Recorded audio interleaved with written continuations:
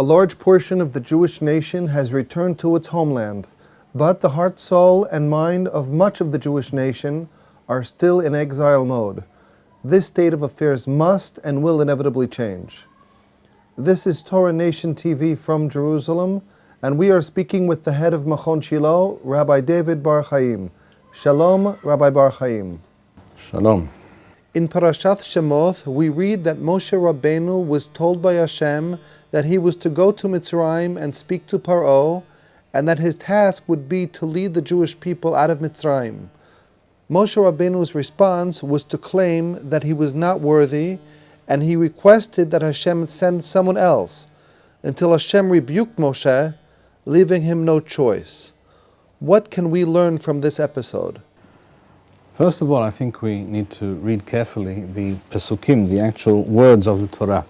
We see in Perek Gimel, Pasuk Yud Aleph, chapter 3, verse 11 in Sefer Shemot, the book of Exodus. Vayomer Moshe ha'Elohim mi anochi ki elech el Paro v'chi osi ad bnei Yisrael miMitzrayim. The very first thing that Moshe Rabbeinu says in response to Hashem's request and demand that he go down to Mitzrayim and perform this great task, which obviously to any reasonable person must have seemed quite impossible. Moshe Rabbeinu's first response is to say, Mi anochi, who am I? I am a simple person. We know that Moshe is described in Sefer Bamidbar as the most humble of all human beings, and therefore it was natural for him to initially say, Mi anochi, who am I to do such a thing? There must be someone better. Hashem responds to Moshe Rabbeinu and says, Vayomer ki ayeh imach. What you say is true, that you are modest and humble, and that is good, but I will be with you. I will give you the strength and the vision to do that which you need to do. And therefore you can rely on me, on my assistance, that you will be able to perform this task. But Moshe Rabbeinu is not easily persuaded. We go on to read at the beginning of chapter 4. Moshe Rabbeinu says to Hashem, Wehen lo ya'aminu li. He says, I think the Jewish people will not believe me. They will not accept that I am coming to them with an authentic message from Hashem, that I was truly sent by you, and they will reject me. In other words, Moshe Rabbeinu lacks faith in himself, in his ability to convince the people, and also in the ability of the people to hear the message that Hashem is sending to them. And it takes a long time for Hashem to convince Moshe Rabbeinu. Essentially, Moshe refuses to be convinced. Eventually he says to Hashem, later in chapter 4, he says, Vayomer bi Adonai shalachna biyad tishlah. Please, Hashem, send someone else in my stead. Let it not be me. And Hashem's response to this is to be angry. He says, Vayihar af Adonai b'Moshe. He loses his temper, as it were, with Moshe Rabbeinu, and he tells him off. And he says, no, you must do it, and Aharon, your brother, will also help you. He is a man of words. You claim that you are not, but Aharon is, and you will be able to do what I am sending you to do. This is in brief, the parasha that we see before us. What can we learn from all of this? I think that we can and must learn by way of example for our own time. That is to say, just as Moshe was given a great task which seemed quite impossible to perform, something much too great for himself to perform, something that he didn't believe he could do, in the same way, we, the Jewish people in these generations, when the Jewish people are being ingathered once again to their homeland, when Jewish history is embarking on a new chapter, or perhaps new chapters, the tasks set for us by Hashem are very great and truly do seem quite impossible, beyond our capabilities, something that we do not believe that we are able to do.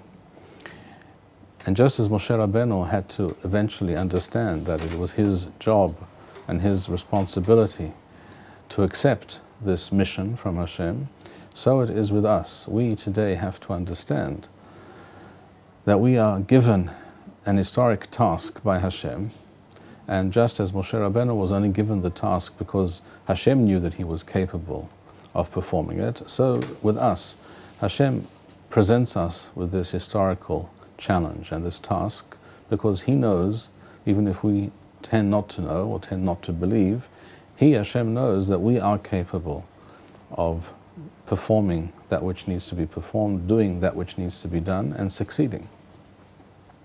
And we cannot shirk our responsibilities. I refer, of course, to the fact that the reconstitution of the Jewish nation in Eretz Yisrael in our times, the recalibration of Torah Judaism for the new realities that face us, the realities of an ingathering of exiles from all over the world, reconstituting a nation in place of communities, and reinstituting some form of order and regimen into the Jewish people's lives, in that which is appropriate and relevant and meaningful for this generation and future generations of the Jewish people, that is a huge task and correctly viewed as such. It is, however, a mistake to think that we are not capable of doing so, because if we are not capable, then who is capable of taking upon themselves this task?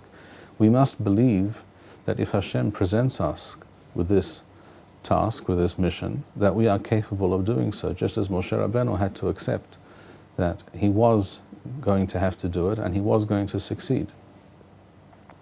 And if nevertheless some people claim that, well, as Moshe Rabbeinu said, mi anochi, who am I to do such a thing? Who are we to take upon ourselves such a mission? Who are we to make such decisions that were not taken in previous generations? The answer to that is, first of all, because there is no choice, because that is Hashem's will. Clearly this is Hashem's will. This is something which has to be, and therefore that which has to be will be.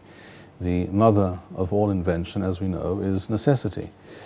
Beyond that, we also have the words of Rav Kook in a number of places where he tells us that despite the fact that Hazal state a number of places that in earlier generations the people, individual great people, were very much greater than the great scholars, the great people of latter generations. We have the statement, for example, that Im dorot rishonim kemalachim as anachnu kivnei adam, that if earlier generations can be compared to angels, then we are to be viewed as human beings, and if they as human beings, then we should view ourselves as donkeys, and similar statements to that.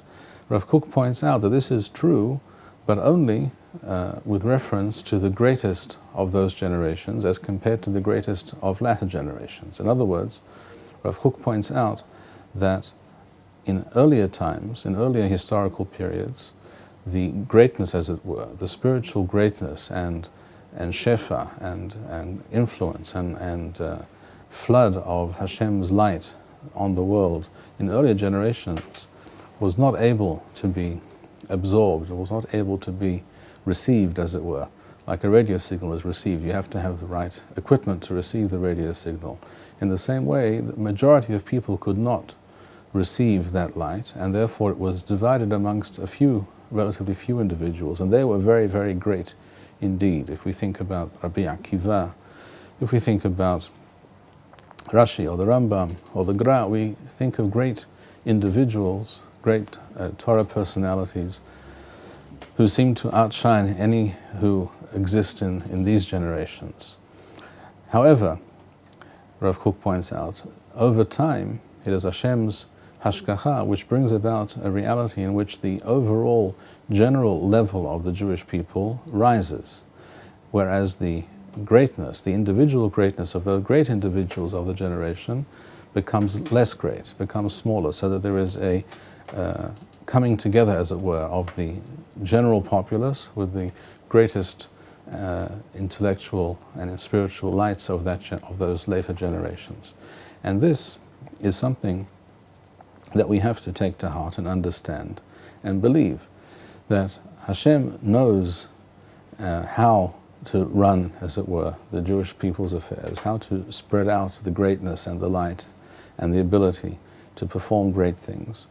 And even if it is true that the greatest individuals in earlier generations are greater than those of present generations, it is also equally true that as a generation we are greater today than earlier generations.